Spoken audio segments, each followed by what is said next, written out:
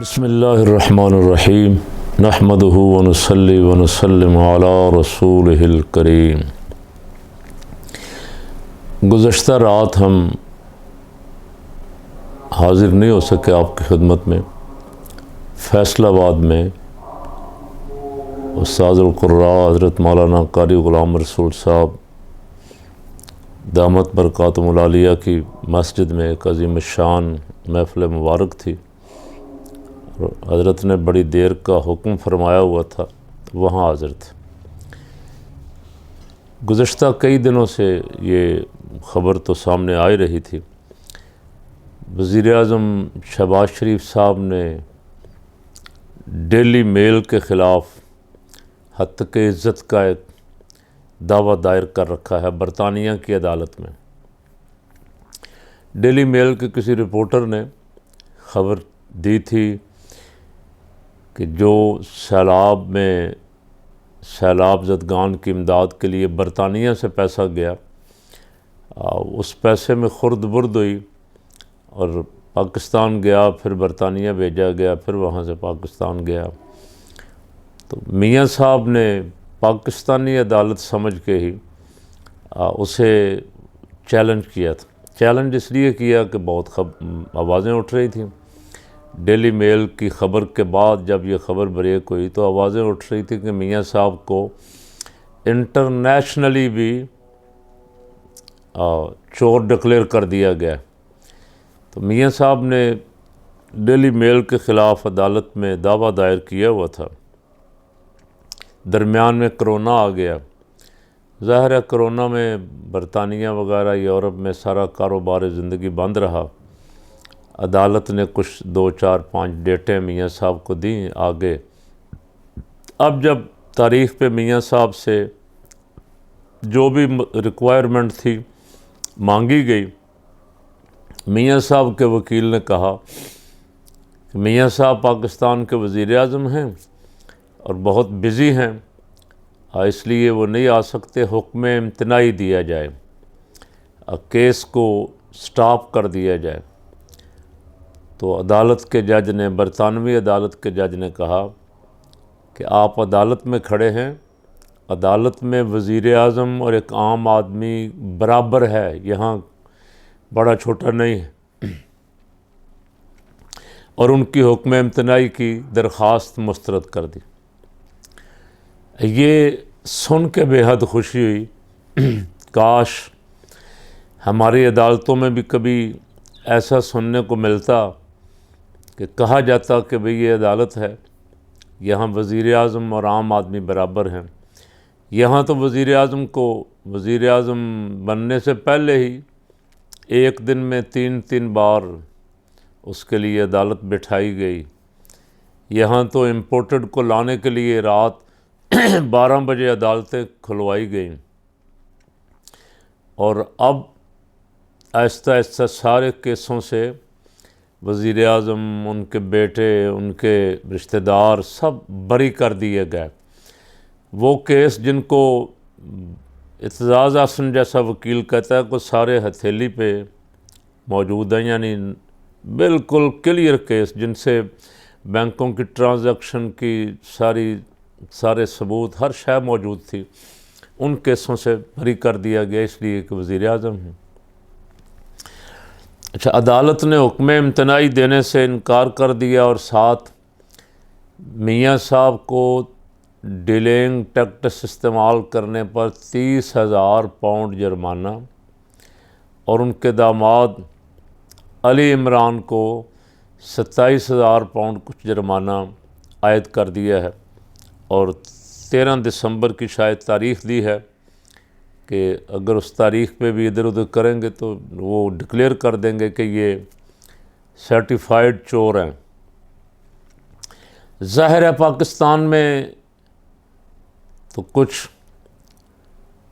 بریانی والے، کچھ قیمے کے نان والے، وہ برطانیہ کی عدالت چھوڑ کے، میں نے ایک دفعہ کہا تھا برطانیہ کی عدالت کی بجائے جبریل بھی آگے کہے نا یہ جھوٹے ہیں، تو کچھ ایک ایسی نسل ہے یہاں کہ وہ کہیں گے جی نہیں میاں صاحب ٹھیک کہہ رہے ہیں، میاں صاحب سچے، میاں صاحب صاف ستھرے۔ اچھا، ڈیلی میل نے میاں صاحب کے خلاف جو خبر چھاپی، میاں صاحب نے دعویٰ کیا، عدالت نے اب حکم امتناعی مسترد کر دیا، جرمانہ کر دیا۔ اور یہاں ایک محترمہ جسے بٹھایا گیا ہے وزارت اطلاعات کی کرسی پہ، وہ فرما رہی ہیں کہ ڈیلی میل نے جان بوجھ کر کیس لٹکایا، اب اسے بھگتنا پڑے گا۔ جرمانہ میاں صاحب کو ہوا، حکم امتناعی میاں صاحب کو نہیں ملا، فیصلہ میاں کے خلاف آ رہا ہے، اور فرما رہی ہیں کہ ڈیلی میل کو بھگتنا پڑے گا۔ اور یہ خبر اخبارات نے وزیر اطلاعات صاحبہ والی بڑی 3 سرخیوں کے ساتھ لگائی ہے، اور وزیر اعظم کے خلاف جرمانے والی خبر اکثر اخبارات نے آؤٹ کی ہے یا لگائی نہیں ہے۔ تو کیا آپ کے خبر نہ لگانے سے یا ہمارے میڈیا کے خبر نہ چلانے سے، میڈیا کے بہت سارے چینل جو ہیں جو اس وقت صحافت کو بھی بدنام کر رہے ہیں، وہ چینل خاموش ہیں؟ 2-3 چینلوں نے خبر چلائی اور ان پہ تبصرہ بھی چل رہا ہے، لیکن تجزیے بھی ہو رہے ہیں۔ باقی چینل خاموش ہیں، یہاں خاموش کروائے گئے ہیں، اور یہاں دھول جھونکنے کی کوشش کی جا رہی ہے، لوگوں کی آنکھوں میں بیوقوف بنانے کی کوشش کی جا رہی ہے۔ اب پچھلے دنوں جن دنوں ان کی ابھی چل رہا تھا کیس، ابھی بھی چل ہی رہا ہے، ان دنوں خبر اڑائی میاں صاحب کے حق میں کو فیصلہ آ گیا، میاں صاحب انٹرنیشنلی صادق و امین قرار دے دی۔ میاں صاحب نے خود پریس کانفرنس کر کے بڑی لمبی چوڑی چھوڑی، اب اس خبر کو دبانے کی کوشش کی، لیکن سوشل میڈیا اس وقت حکمرانوں کے لیے وبال جان بنا ہوا ہے۔ سوشل میڈیا پہ دھوم مچی ہوئی ہے کہ میاں صاحب ایک دفعہ پھر انٹرنیشنل چور ثابت ہو گئے۔ میاں صاحب فکر نہ کریں، ہماری عدالتیں موجود ہیں آپ کو کلین چٹ دینے کے لیے۔ باہر والی عدالت کا فیصلہ آپ کے خلاف آ بھی گیا تو پھر بھی ہماری عدالتیں جو موجود ہیں، ہماری عدالتیں آپ کو کلین چٹ دیں گی۔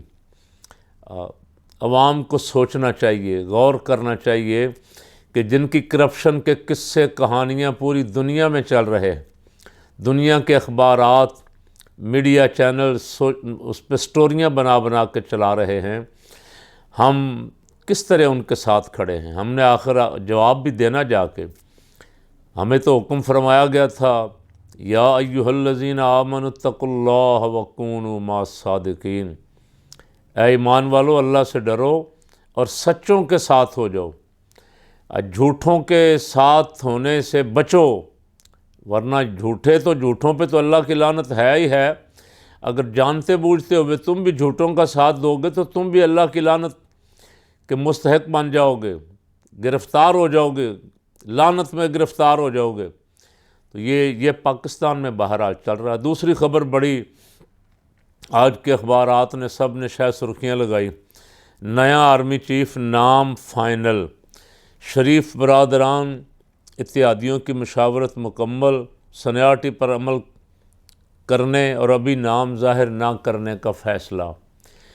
اس پہ بھی ساری قوم کے ذی شعور لوگ جو ہیں پریشان ہیں کہ شہباز شریف مصر سے آتے ہوئے پاکستان آنے کی بجائے لندن چلے گئے، اور لندن آج 4 دن ہو گئے ہیں، میٹنگیں ہو رہی ہیں اس شخص کے ساتھ جو عدالتوں سے مفرور ہے، جو جیل سے بھاگا ہوا ہے، جو ضمانت دے کے گیا تھا کہ میں چند ہفتوں بعد علاج کروا کے واپس آ جاؤں گا، نہیں آیا، جسے بددیانت اور جھوٹا قرار دیا پاکستان کی سپریم کورٹ نے، تاحیات نااہل قرار دیا، وہ اس کے ساتھ مشاورت ہو رہی ہے ہمارا آرمی چیف لگانے کے لیے۔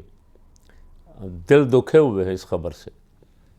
کاش کو ایسا سسٹم بن جائے کہ اس طرح کے دھوکے باز فراڈیے، پیسے کے زور پہ، بوٹ پالش کے زور پہ آنے والے سیاستدان جو ہیں اقتدار میں، اس طرح کے فیصلے ان کے ہاتھ میں نہ رہیں، اس طرح کے فیصلے ادارہ خود ہی کرے اپنے سینیارٹی پہ جو بندہ بھی ہے جس کا حق بنتا ہے اسے اس کا حق دیا جائے۔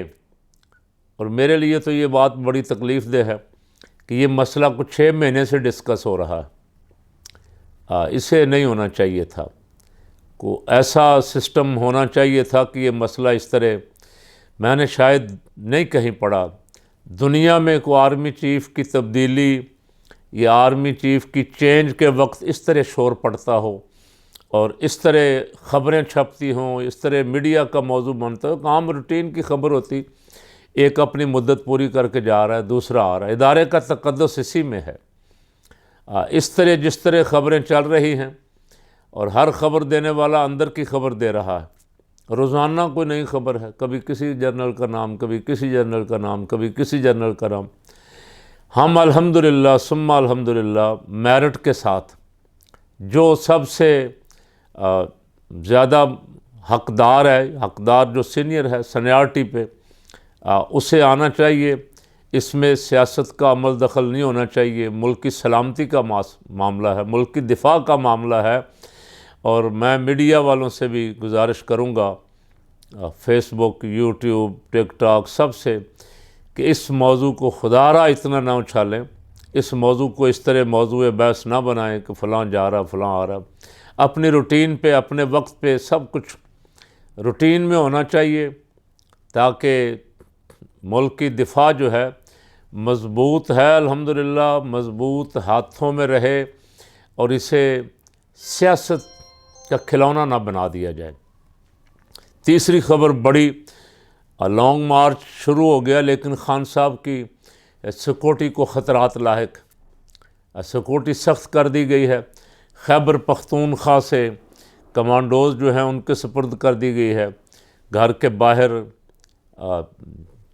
ریت کی دیوار یا تاروں کی دیواریں بنا دی گئی ہیں، چھتوں پہ بھی باڈی گارڈ مقرر کر دیے گئے ہیں۔ پہلے قاتلانہ حملے کی ابھی تک ان کی خواہش اور مرضی کے مطابق FIR نہیں کٹ سکی، اس کا بھی ہنگامہ شور پوری دنیا میں سنائی دے رہا ہے۔ کاش پاکستان کا سسٹم نظام مصطفیٰ صلی اللہ علیہ وسلم ہو جائے، جس کے لیے ملک بنا تھا، حضور کا نظام آ جائے، مدینہ منورہ کی ریاست کا نمونہ یہاں بن جائے حقیقی معنوں میں، زبانی کلامی نہیں، تاکہ یہ ملک آگے جائے۔ اور اس ملک نے آگے جانا ہے انشاءاللہ، اور بہت آگے جانا ہے۔ اللہ اپنے محبوب صلی اللہ علیہ وسلم کا صدقہ اس کی حفاظت فرمائے۔